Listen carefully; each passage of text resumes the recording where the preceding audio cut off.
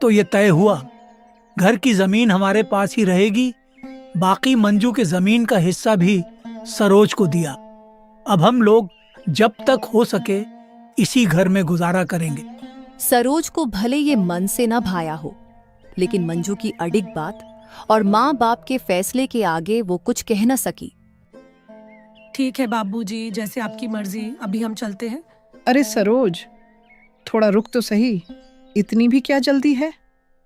हमारे पास थोड़े ही रोज आते हो तुम दोनों। थोड़े समय बूढ़े माँ बाप के पास भी रहो, कुछ बातें करो। क्या सिर्फ जमीन के लिए ही आई थी? नहीं माँ, हमें जाना होगा, बहुत समय हो गया है। बबलू भी विद्यालय से आता ही होगा। ये बोल के सरोज और श्यामू बिना अपने माँ बाप के बातों का मान रखे उनसे विदा लेके घर की ओर निकल पड़ते हैं। लेकिन रामू और मंजू थोड़े समय अपने माँ बाबूजी के पास रुकते हैं और सब घर के भीतर जाते हैं।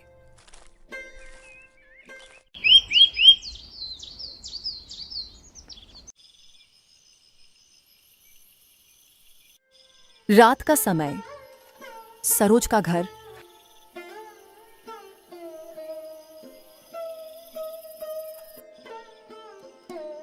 ए जी देखो तो कितनी मेहनत लगी हमें यहाँ तक पहुँचने में।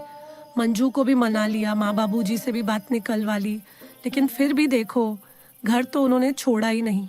हाँ, यही तो मुझे खटक रहा है। खेत खलिहान मिल गए, लेकिन घर, बिना घर के ये सब अधूरा है। गांव में इज्जत तो तभी मिलेगी ना जब लोग कहें, अरे देखो इनके पास कितनी संपत्ति है, दो दो घर भी है। वरना खेत तो दूर भी है, कौन पहचानता है। सरोज आह भरती है, उसका चेहरा तमतमा जाता है। हाँ, तुम सही कह रहे हो जी। माँ बाबूजी ने मंजू की तरफदारी की। वो चाहते ही नहीं कि मैं पूरी तरह अपने पैरों पर खड़ी हूँ। हमेशा से मंजू ही उनकी लाडली रही है। तो अब क्या सोचा है? ऐसे बैठे रहोगी? आधा काम किया है, आधा अभी बाकी है। जब तक घर और बाकी जमीन पूरी तरह हमारे नाम नहीं होती, चैन कैसे मिलेगा? लगता है अब मुझे ही कुछ करना पड़ेगा। शायद मैं कल फिर से तुम्हारे माँ बाबूजी के घर जाऊंगा। सरोज की आंखों में लालच और हताशा दोनों झलकती हैं। यहाँ मंजू और रामू भी वही सब बात कर रहे होते हैं। जी, दीदी की आंखों में माँ बाबूजी के घर मैंने एक अजीब सा लालच देखा था। पहले वो ऐसी नहीं थी। माँ बाबूजी से तो वो हमेशा सबसे ज्यादा जुड़ी रहती थी, लेकिन आज उन्हें बस जमीन ही दिखाई दे रही थी। हाँ भाग्यवान, मैंने भी देखा। जरूरत और लालच में फर्क होता है। मदद करना ठीक है, लेकिन अगर वो इसी तरह सब कुछ हड़पने पर उतारू हो जाए तो परेशानी खड़ी हो सकती है। मैंने सोचा था कि सरोज दीदी सच में परेशानी में है और उनको धन के हमसे ज्यादा जरूरत है, लेकिन आज के उनके बर्ताव में जरूरत कम, लालच ज्यादा थी। लेकिन जी, एक बात ये भी है, वो मेरी दीदी हैं। लालच ही सही, अगर उनका इससे घर बस जाए, उनका जीवन सुधर जाए, तो मैं क्यों रोकूं? माँ बाबूजी भी दुखी हैं उन्हें उस हालात में देखकर। सवाल ये नहीं कि दीदी का जीवन सुधरे, सवाल ये है कि अगर उनके इस लालच में तुम माँ बाबूजी का घर भी खो दोगी तो आगे चलकर पछताना पड़ेगा। देखना, आज जो बात शांत दिख रही है, कल तूफान भी बन सकती है। और तुम ये मत सोचना कि मुझे माँ बाबूजी के घर की लालच है। मुझे बस तुम्हारी और तुम्हारी माँ बाबूजी की चिंता है। मंजू चुप हो जाती है। उसको अपने पति में अपने और अपने माँ बाबूजी के लिए चिंता देख बहुत खुशी होती है।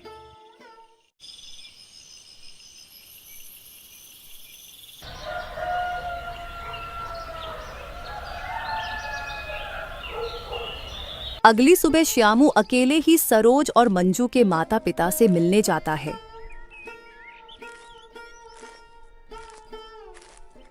भीतर श्यामू और हरनाम बात करते हुए, बाबूजी, आपने जो किया बहुत अच्छा किया। अब सरोज को चैन मिलेगा, खेत मिल गए, उसका मन भी हल्का हुआ। लेकिन मैं एक बात सोच रहा था। क्या बात है बेटा?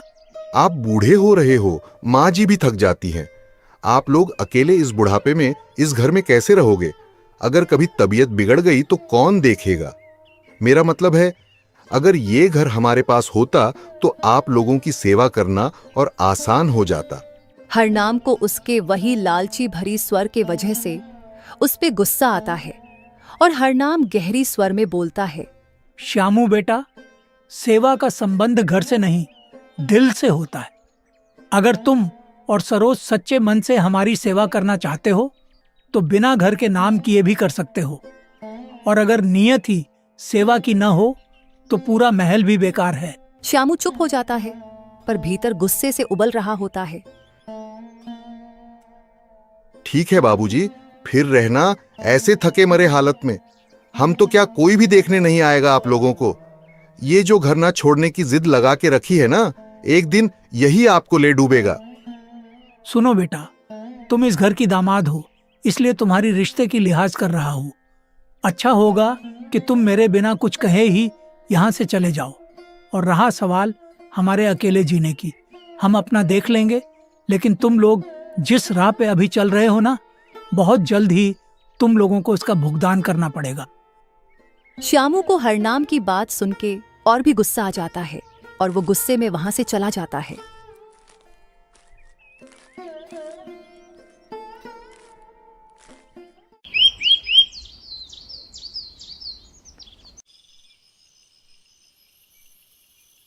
रात का समय सरोज और श्यामू रसोई घर में। नहीं नहीं, ऐसे नहीं चलेगा। जब तक माँ बाबूजी की घर हमारे नाम नहीं होगा तब तक मैं चैन की सांस नहीं लूंगी। और आज बाबूजी ने तुम्हें जिस तरह ही बात सुनाई है, लगता नहीं कि इतनी आसानी से वो घर और जमीन मिलेगी। तो फिर तैयारी रखो, कल से ही चाल चलनी पड़ेगी। मंजू को फिर से मनाओ और माँ बाबूजी को यकीन दिलाओ कि तुम्हारे पास रहना ही उनके लिए सुरक्षित है। धीरे धीरे घर भी अपने नाम करवा लेंगे। दोनों एक दूसरे को देखते हैं और एक खतरनाक सी मुस्कान उनके चेहरे पर आ जाती है।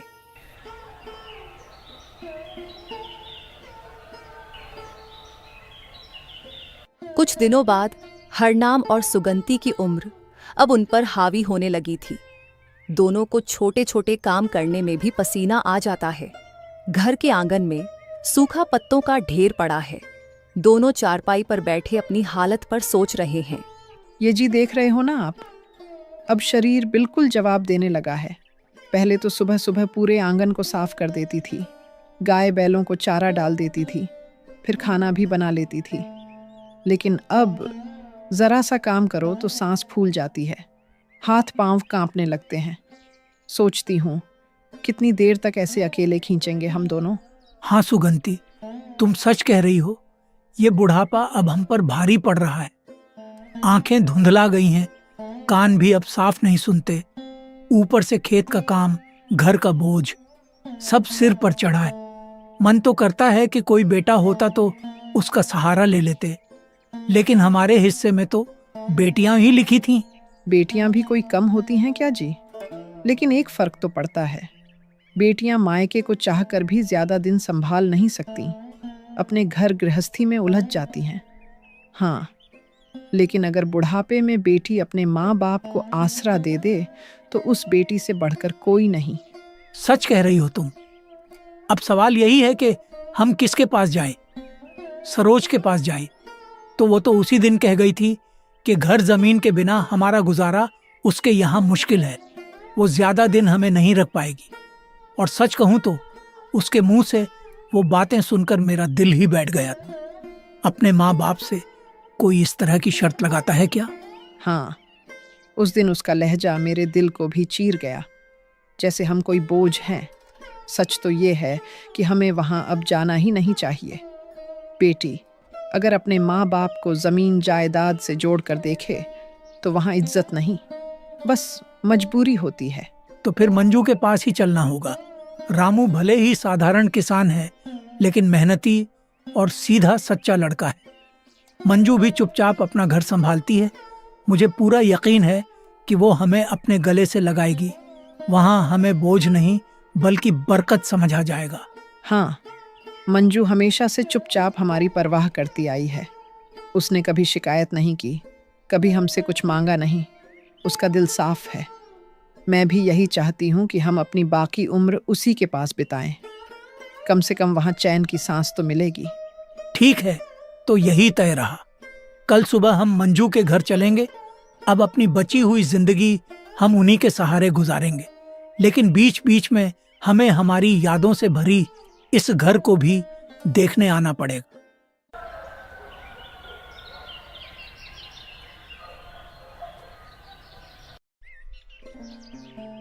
अगले दिन मंजू का घर। सुबह सुबह हरनाम और सुगंती अपना जरूरत का कुछ सामान उठाए मंजू के घर पहुंचते हैं। दोनों मंजू के घर के दरवाजे पे खड़े थे और मंजू भी उनका बड़े प्यार से आदर करती है। अरे माँ, बाबूजी, आप दोनों आइए आइए। कब से आप दोनों का ही इंतजार था। चलिए भीतर चलते हैं। ये बोल के मंजू अपने माता पिता को भीतर ले जाती है। बिटिया, अब अकेले नहीं रहा जा रहा था। शरीर जवाब देने लगा है। सोचा क्यों ना तेरे पास आकर रह ले।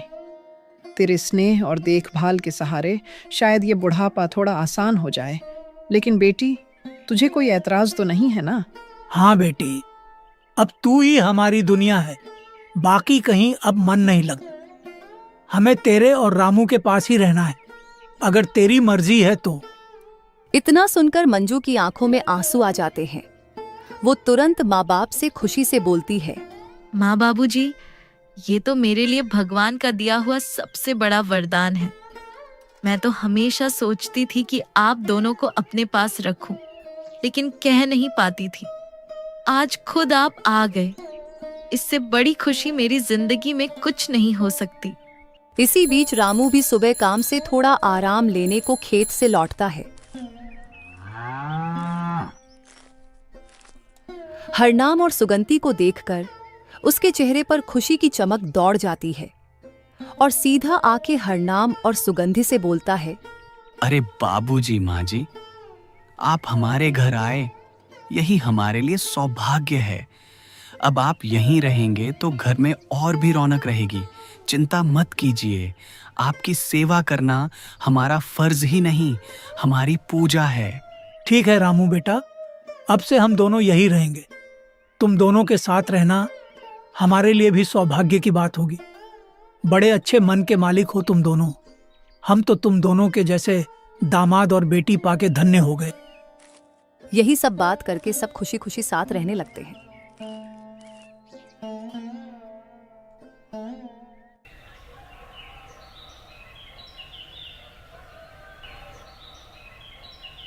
कुछ दिन बाद सरोज का घर। सरोज और श्यामू कमरे में बैठे हैं। सरोज को अपने माता पिता के मंजू के घर ठहरने की बात पता चलता है और वो ये जान के गुस्से में भड़की होती है। ए जी, देख रहे हो तुम, माँ बाबूजी तो जाकर मंजू के घर बैठ गए। अब सब गांव वाले यही कहेंगे कि मंजू ही उनकी असली बेटी है, वही माँ बाप की सेवा कर रही है, और हम तो जैसे कोई पराये हो गए। ये सब मुझे बिल्कुल बर्दाश्त नहीं हो रहा। तो इसमें तुझे हैरानी क्यों हो रही है? हम दोनों ने ही तो उस दिन साफ कह दिया था कि बिना घर के, बिना जमीन के उनका हमारे घर में गुजारा मुश्किल है। अब देख ले, हमारी शब्द हमें ही भारी पड़ गए। माँ बाप तो हमेशा वहीं रहेंगे जहां उन्हें सच्चा प्यार मिलेगा। तो वही तो, हमने क्या गलत कहा था? अरे मंजू को वैसे भी जमीन चाहिए नहीं, घर भी चाहिए नहीं, और अब माँ बाबूजी भी बूढ़े हो रहे हैं। किसी को तो उनको और उनके घर को संभालना पड़ेगा ना। लेकिन नहीं, उन लोगों ने तो हमें लालची समझ लिया और जाके रहने लगे मंजू के घर। हमारे साथ रहते तो हम क्या उन्हें प्यार से नहीं रखते? तू बात तो ठीक ही कह रही है। मुझे लगता है कि मंजू भी अच्छा होने का दिखावा कर रही है, ताकि समाज में अच्छी बनके तेरे माँ बाबूजी से घर और घर की जमीन हड़प सके। तू चुप मत बैठ। अगर तुझे मंजू से बराबरी करनी है तो उसके पास जा और बात कर। कह कि माँ बाबूजी के पास जो कुछ भी बचा है वो भी बांटना पड़ेगा। तू भी उनका ध्यान रखेगी। सरोज कुछ पल सोचती है। उसका चेहरा पहले उलझन में रहता है, फिर धीरे धीरे कठोर हो जाता है। ठीक है, अब और चुप नहीं बैठूंगी। मंजू चाहे जितनी सीधी बने, लेकिन मैं उसके सामने अपनी बात साफ रखूंगी। आज ही जाऊंगी उसके घर और पूछूंगी उससे कि क्या उसका हक बड़ा है और मेरा छोटा। देखती हूँ कितना प्यार दिखाती है माँ बाबूजी पर। वो उठती है, आंचल ठीक करती है और गुस्से से घर से बाहर निकलती है। उसके कदम मंजू के घर की ओर बढ़ते हैं। चेहरे पर अब एक नया इरादा और टकराव साफ झलक रहा है। कुछ समय बाद मंजू की घर के दरवाजे पर सरोज खड़ी है। अंदर से हंसी और अपनापन की आवाजें आ रही हैं। सरोज बाहर दरवाजे पे खड़ी रहती है और बाहर से ही देखती है कि माँ बाबूजी मंजू और रामू के साथ बैठे हंसी मजाक कर रहे हैं। मंजू चाय पिला रही है और सबके चेहरों पर शांति है। सरोज की आंखें चौड़ी हो जाती हैं, जैसे किसी ने उसे धोखा दे दिया हो। अंदर का माहौल और उनकी बातचीत। माँ, देखो जरा, बाबूजी फिर वही पुरानी बातें छेड़ रहे हैं। कहते हैं कि जवानी में कैसे बैलगाड़ी हाँकते थे और सब गांव वाले उनकी तारीफ करते थे। अरे वो जमाना ही कुछ और था। मेहनत भी थी, मजा भी था। और अब देखो ये बुढ़ापा। लेकिन शुक्र है तुम जैसे बच्चों का सहारा है। हाँ बिटिया, तूने हमें अपने घर बुलाकर घर में नहीं बल्कि अपने दिल में जगह दी है। तेरी वजह से ये बुढ़ापा अब बोझ नहीं लगने लगा है। इतना सुनकर सरोज को जैसे मिर्ची लग जाती है। वह सीधे गुस्से में भीतर चली जाती है और उसे देख सब चौंक जाते हैं। वाह, तो यही जगह मिल गई आपको रहने के लिए, मंजू के घर। और आप दोनों को तो कभी ये ख्याल भी नहीं आया कि आपके एक और बेटी भी है। मैं क्या पराई हो गई हूँ? मंजू सरोज की ऐसी अचानक कही बातों से घबरा जाती है। सुगंती और हरनाम हैरान होकर सरोज को देखते हैं। दीदी, ये कैसी बातें कर रही हो?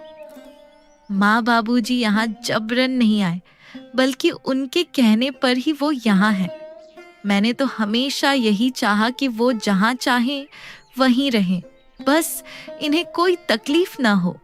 हाँ, पता है मुझे। बड़ी नेक और सीधी सादी बनने का ढोंग करने में तो तेरा कोई जवाब नहीं मंजू।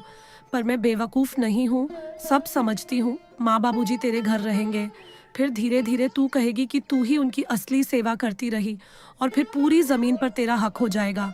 सरोज, ये कैसी जुबान बोल रही है तू? हम तेरे माँ बाप हैं। हमारा सहारा जमीन जायदाद नहीं, हमारे बच्चे हैं। और तू हमें शक की नजर से देख रही है।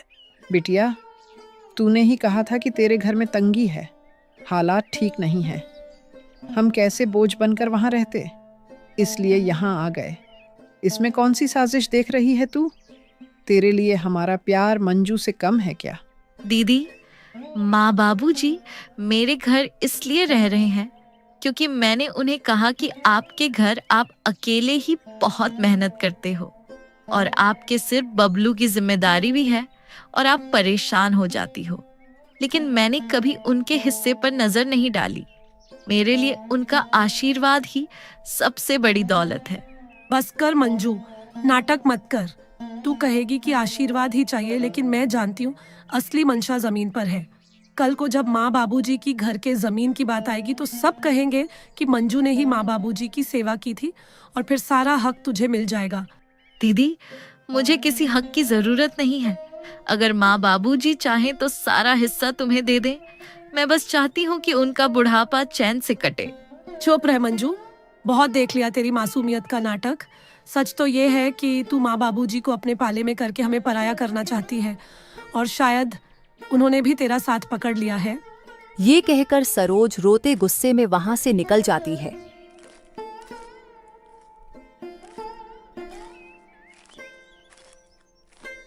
मंजू वहीं खड़ी रोने लगती है। सुगंती भी उनके बीच की अनबन देख के बहुत दुखी होती है और हरनाम सिर झुका लेता है।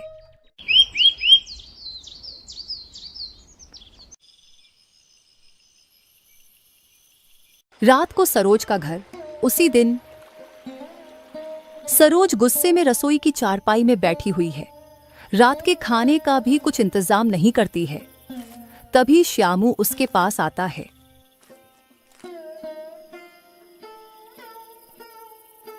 अरे क्या हुआ?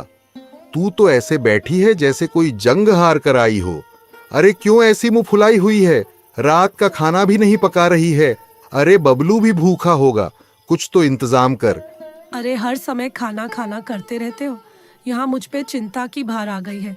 आज मैंने अपनी आंखों से देखा, माँ बाबूजी मंजू के घर बैठे थे, ऐसे जैसे वही उनकी असली बेटी हो। और मंजू बड़ी मासूम बनकर कह रही थी कि उसे कुछ नहीं चाहिए, लेकिन असलियत में समझ गई हूँ, सब चाल है ये। कौन सी चाल? अरे क्या देख के आई है? कुछ साफ साफ बोल तो सही। यही कि माँ बाबूजी अब मंजू को ही घर की जमीन देना चाहते हैं, तभी तो उसके घर रहने लगे हैं, ताकि कल को कह सकें कि मंजू ने ही उनकी सेवा की, वही असली वारिस है। और मंजू वो तो चालाक औरत है, खुद को सीधी दिखाकर सब कुछ हथियाना चाहती है। अगर ऐसा है तो तू बिल्कुल सही सोच रही है। अभी से कदम नहीं उठाया तो कल को सब कुछ मंजू के नाम हो जाएगा। लेकिन हम कर भी क्या सकते हैं? वैसे भी मंजू की हिस्से की जमीन हमें ही दे दी, और वे लोग घर की जमीन मंजू को ही देना चाहते थे, और तब मंजू ने लेने से मना किया था। लेकिन अब उसी घर जमीन को लेने के लिए माँ बाबूजी को अपने जाल में फंसा रही है। हाँ, मुझे सब समझ आ गया है। तब उसने कुछ नहीं चाहिए बोल के माँ बाबूजी की दिल जीत लिया और समाज में अच्छी बनने का नाटक किया।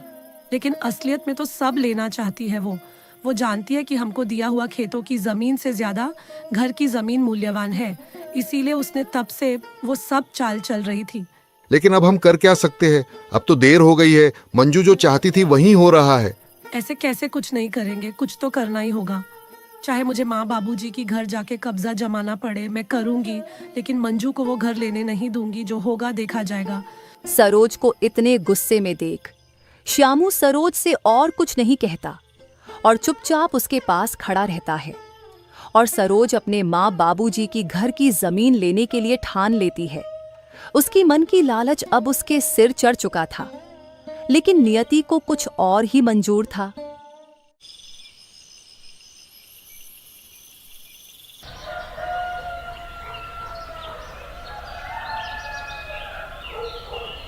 अगली सुबह जब बबलू विद्यालय जाने के लिए निकल रहा था, तभी एक उसके साथ हादसा हो जाता है। बबलू एकदम से बेहोशी के हालत में जमीन में गिर जाता है और चेतनाहीन हो जाता है। ये देख के सरोज घबराई हुई दौड़ते हुए उसके पास जाती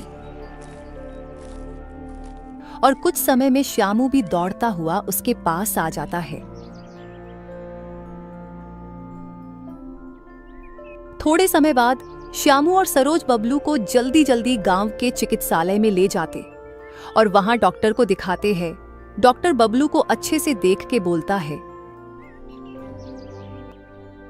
आप लोगों के बेटे को कोई मामूली बीमारी नहीं है। ये ऐसे ही बेहोश होकर नहीं गिरा है। इसके दिल में एक छोटा छेद है, और अगर इसकी इलाज जल्द से जल्द नहीं किया तो इसकी तबीयत और बिगड़ सकती है। आप लोगों को इसे जल्द से जल्द शहर लेके जाना होगा, वहीं इसका इलाज हो सकेगा। और इसके लिए बहुत पैसे भी चाहिए होंगे। आप लोग जल्दी से पैसे का बंदोबस्त करके इसे शहर के अस्पताल में ले जाइए। डॉक्टर के मुंह से ये सुन के सरोज और श्यामू भीतर से टूट जाते हैं और दुखी होके एक दूसरे से कहते हैं, ये जी जल्द से जल्द पैसे का इंतजाम करना होगा। देख रहे हो ना क्या हो गया हमारे बबलू को। अब हमको कैसे भी करके इसका इलाज शहर में करना होगा। इसका इलाज मुमकिन है अगर हमारे पास पैसे होंगे तो। हाँ हाँ सरोज, मैं जानता हूँ और मैं इसी बारे में सोच रहा हूँ। अब हमारे पास एक ही रास्ता है। हमें हमारी सारी जमीन बेचनी होगी। जो भी तुम्हें तुम्हारे माता पिता से मिला है और जो भी मेरे पास है, वो सब बेच के पैसा का इंतजाम हो जाएगा। हम सब बेच के 2 दिन बाद ही शहर के लिए रवाना होंगे। जो करना है करो। मुझे अब ये जमीन जायदाद की कोई परवाह नहीं है। जिसके लिए ये सब बटोर रही थी उसकी ही काम नहीं आए तो ये सब किस काम का। जल्दी से सब बेच दो, बस बबलू की इलाज करवाओ। दोनों ये सब बात कर ही रहे थे कि मंजू और रामू को भी उनके बेटे की खबर लगती है और वो भी यहाँ घबराते हुए पहुंच जाते हैं। दीदी, जीजा जी, क्या हुआ बबलू को अचानक ऐसे वो बेहोश क्यों हो गया? मंजू और रामू को ऐसे मुसीबत के समय में देख सरोज भावुक हो जाती है और रोते हुए उनको सब कुछ बताती है। और ये सुन के मंजू तुरंत बोलती है, दीदी, आप लोग फिक्र मत कीजिए। आप लोग जल्दी से शहर जाके बबलू का इलाज करवाएं। हम आपके साथ हैं। हम भी आपकी मदद करेंगे। अगर पैसे कम पड़ जाते हो तो बताना दीदी, हम अपना सब दे देंगे। मंजू के मुंह से ये सुन के सरोज और श्यामू बहुत भावुक हो जाते हैं और दोनों की आंखों में आंसू आ जाते हैं। नहीं मंजू, हम सब संभाल लेंगे। तुम लोग इस मुसीबत के घड़ी में साथ खड़े हो, वही हमारे लिए बहुत है। हमने पहले ही तुम लोगों की हिस्से का बहुत कुछ लिया है, अब और नहीं। अरे आप इस समय ये कैसी बात कर रहे हैं? ये समय उन सब बातों का नहीं है। हम भी आपकी मदद करेंगे। बबलू हमारा भी बेटे जैसा है। रामू और मंजू की बातें सुन के सरोज को अपनी गलती का पछतावा होता है और वो उनके किए गलत के लिए उनसे मदद लेके दोबारा शर्मिंदा होना नहीं चाहते हैं। शुक्रिया मंजू, शुक्रिया रामू जी। आप लोगों को हमारे साथ जाने की जरूरत नहीं है। आप लोग माँ बाबूजी का ध्यान रखिए। अगर आप लोग हमारे पास रहे तो उनको भी परेशानी होगी। वो भी जैसे तैसे हमारे मदद के लिए आना चाहेंगे। हम सब संभाल लेंगे। हम जल्द ही शहर से बबलू का इलाज करवा के आएंगे और अगर कुछ जरूरत पड़ी तो आप लोगों को जरूर खबर देंगे। मंजू और रामू इनकी हालत देख के बहुत दुखी होते हैं और उनके मन में सरोज और श्यामू के लिए कुछ गलत भाव भी नहीं रहता है और वे लोग बबलू को देखने के लिए अंदर जाते हैं।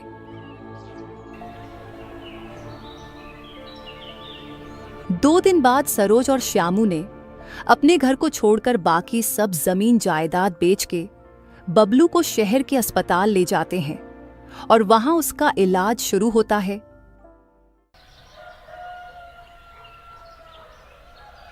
कुछ दिन बाद जब सरोज और श्यामू बबलू का इलाज कराकर घर लौटते हैं, तब मंजू, रामू, हरनाम और सुगंधी सब लोग उनके घर आते हैं। बेटी सरोज, अब हमारे बबलू की तबीयत कैसी है? अभी ठीक है बाबूजी। इसका इलाज अच्छे से हो गया है। बस डॉक्टर ने कुछ दिन आराम करने को बोला है। इसे आराम करने दे सरोज, इसका अच्छे से ध्यान रखना।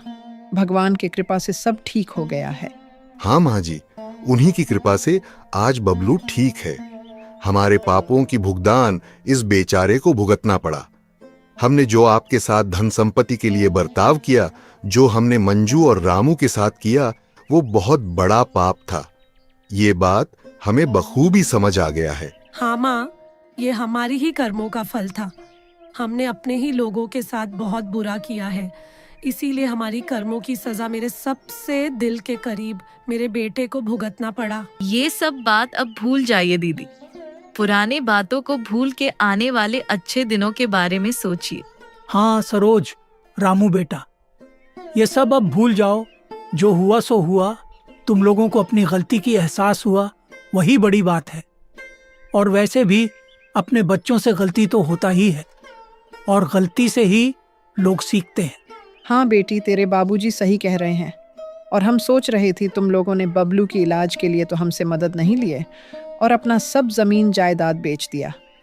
इसीलिए हम हमारे घर की जमीन को दोनों बेटियों में बराबर बांट देंगे। नहीं नहीं माँ, हमें अब और कुछ नहीं चाहिए। हमने पहले ही बहुत कुछ ले लिया है आप सबसे और वैसे भी हमें अपने लोभ का ही सजा मिला है। हाँ माँ बाबूजी, अब हमें और कुछ नहीं चाहिए। नहीं बेटा, तुम लोगों को लेना ही होगा। ये तुम्हारे लिए नहीं, ये तुम्हारे बेटे बबलू के भविष्य के लिए है। हाँ दीदी, हाँ जीजा जी, मना मत कीजिए, ले लीजिए। हाँ, ये सब बबलू के भविष्य में काम आएंगे, ले लीजिए। सब लोगों के इतने जोर देने से सरोज और श्यामू मान जाते हैं। ठीक है, लेकिन माँ बाबूजी को मेरे घर भी रहने आना पड़ेगा। मुझे भी उनकी सेवा करना है। ये सब बात करके सबके दिलों की मनमुटाव खत्म हो जाते हैं और दोनों बहनों में पहले जैसे रिश्ता जोड़ने लगते हैं और सब लोग हंसी खुशी आज का दिन बिताते हैं।